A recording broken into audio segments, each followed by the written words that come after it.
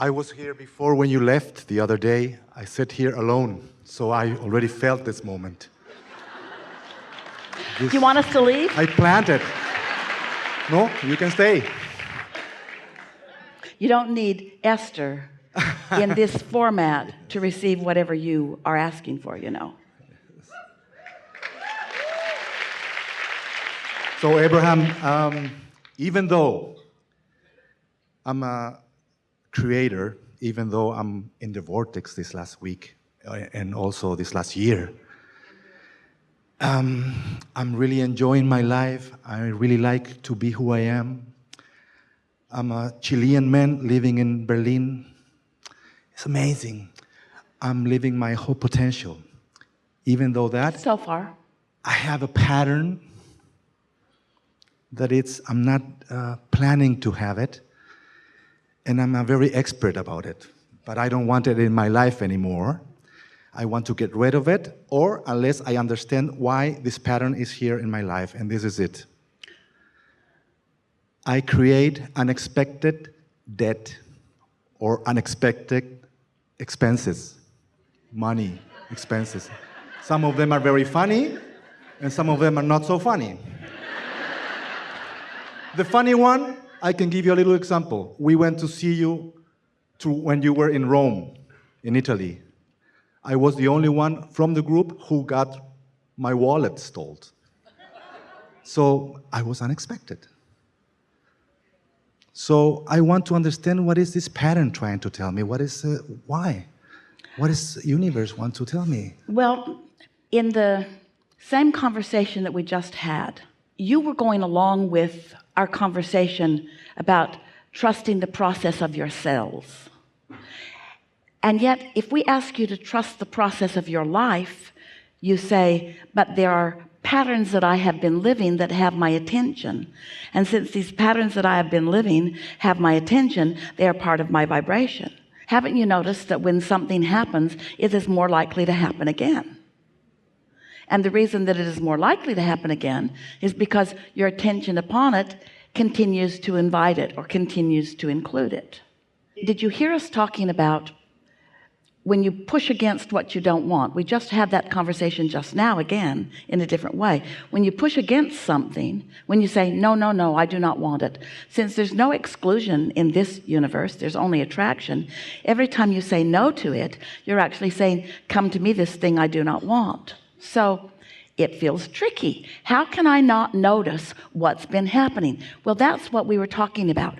That's reacting. You're reacting to what's been happening. And so as you give that little example of something like that happened, as you reacted to what happened, and even now as you tell the story, you react again, and so do those who hear you. They're still reacting. That's reacting. That's not even close. That's not at all what we mean by getting out ahead of it.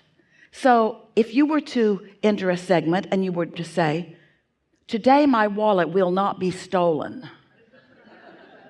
Is that what we're talking about, getting out ahead of it? Or is that thinking about the wallet being stolen and trying to use words to prevent the wallet from being stolen now? So that's not getting out ahead of it. So what is getting out ahead of it? Identifying how you want to feel in this segment that's coming up. This is going to be a really fun day. I'm going to see all kinds of things that I haven't seen before. New insights are going to occur to me and the friends that I'm with. The universe is going to be extra able to surprise and delight us with things that we like. In other words, segment intending would be a very powerful tool to cause the next segment to be different from that segment. So what you're talking about, this is the subject that we are on all day, every day, if you will sit and listen to us. And it's the subject of, how can I have lived some life and had some experiences and not drag each and every one of those experiences forward with me into the next segment? Because if you've lived life and good things have happened and you're talking about them, and not such good things have happened and you're talking about them, that's like segment intending by default. That's like bringing who you have been and the things that have been happening, the surprise debt. You call it surprise debt. The surprise debt keeps coming forward with you because it's not a surprise, it's like a plan, because you keep talking about it. The universe isn't surprising you with it. The universe is delivering to you what you expect. Unconsciously, because I'm not thinking about those situations. But you see, you just told us a story.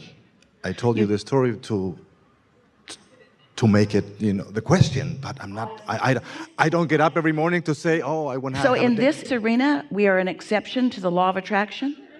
In this arena, we are exception to the laws of the universe. We understand you're giving an example, but you see, isn't this something that is happening to you a lot? Aren't you standing where you're standing? We're talking about any moment in time where you're contemplating who you are. And aren't you often sort of presenting yourself to the world through your stories of what you've lived? Isn't there a certain amount of justification or rationalization that you are expressing, maybe verbally and maybe silently, to the world that sort of defines who you are? And so even if you had not said the words to us that you just said, you were vibrationally defining yourself to the world as someone who has surprise debt. Even if you had not said anything about it, your words just reflected the vibration that you've got going on. So this is the question. This is the all-time question of all time. This is the question that if we can together identify and isolate the question, and if we can together identify and isolate a way around that, then this thing that has been happening to you won't continue to happen to you, because you'll be offering a different point of attraction.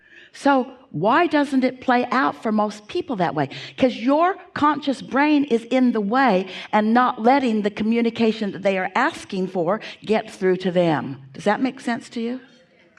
Now let's take this example. You've lived some experience where debt keeps happening, and you are aware of it, and you don't want it, and you're aware of it, and you don't want it. But you're aware of it. So how are you going to stop being aware of it?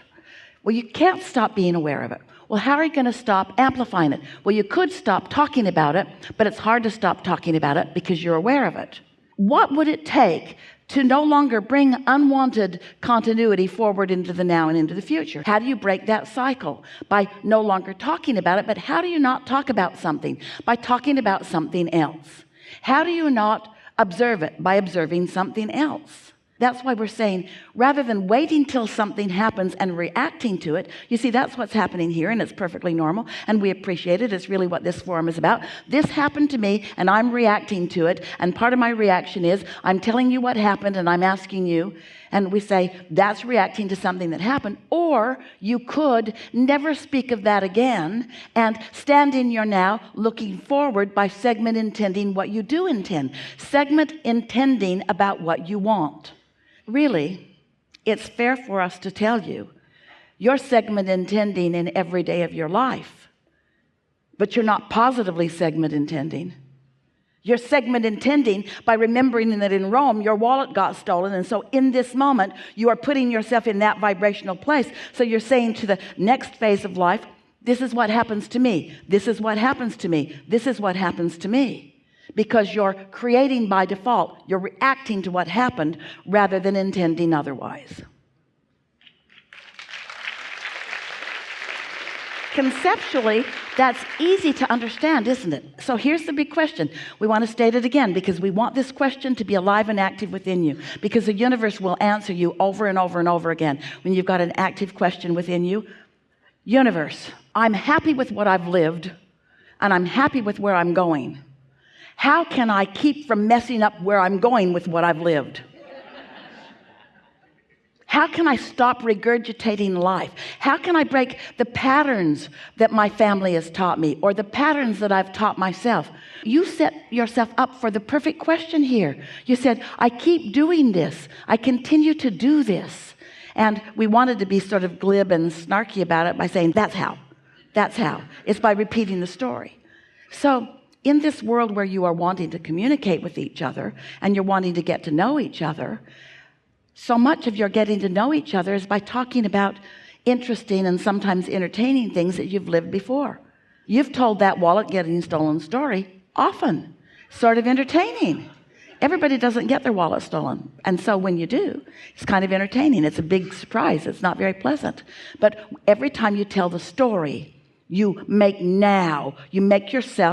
this The components of now, that. And so just like the cells of your body that are reaching for well-being and for answers that could be blocked by a mood or an attitude, you block the good stuff by remembering the bad stuff.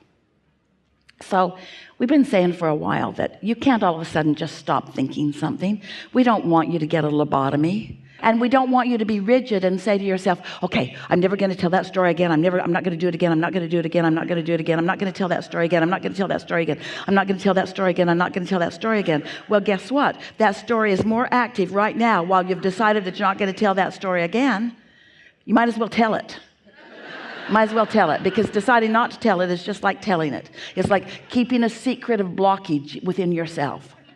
We know that you're getting the idea that we're offering about the segment intending. So here you are in a segment of life, and your inner being is here with you too, and you're high on life about something, and you've been in the habit of doing some segment intending. And so can you feel what it does feel like? Of course you can, because you do it all the time, of getting hold of a general concept and thinking about it enough that it becomes really, really specific to the point that that's what you want to think about and that's what you want to talk about? Yeah. So for example, I do music since I was 7 years old. Yes. And it's my passion. yes, And when I'm with a guitar singing with people, I can really create a nice atmosphere. Yes. I feel loved by Yes. others. I can really inspire people to sing along with me. yes. That's for the music.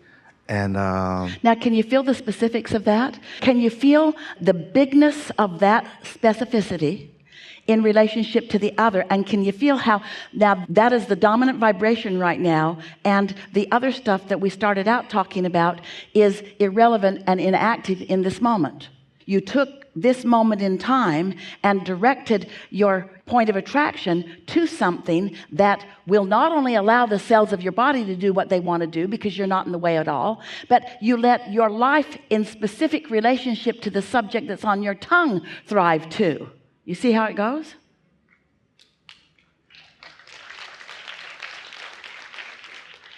yeah.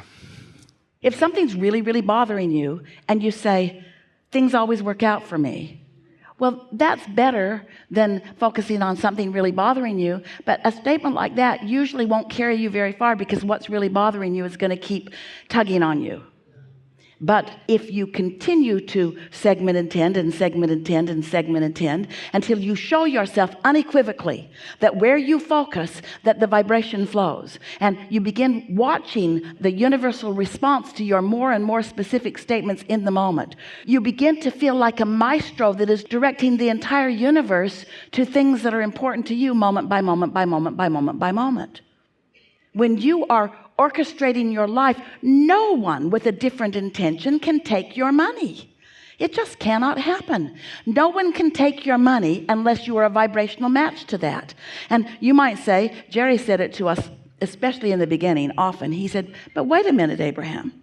He said, I didn't expect that to happen until it happened. I don't think I was running around expecting that to happen. And we said, you were, it just wasn't conscious enough that you knew you were, but there was a vibration that was going on. And so isn't it helpful if you've got a vibration going on that it gets big enough that you know it's going on? And when it's big enough that you know it's going on until it starts manifesting, then you can make a deliberate intention to be more specific about the segments that you're moving into. And if you do it consistently, you will show yourself, because the universe will show you, that the entire universe is listening to you. But if you say, universe, never let anyone pick my pocket again, they'll line up. People that have never picked anybody's pocket will pick your pocket. I don't know why. It was just right there, and I'd never done anything like that before, and I just had this overwhelming urge to just take it. Helpful? Debt free. Huh?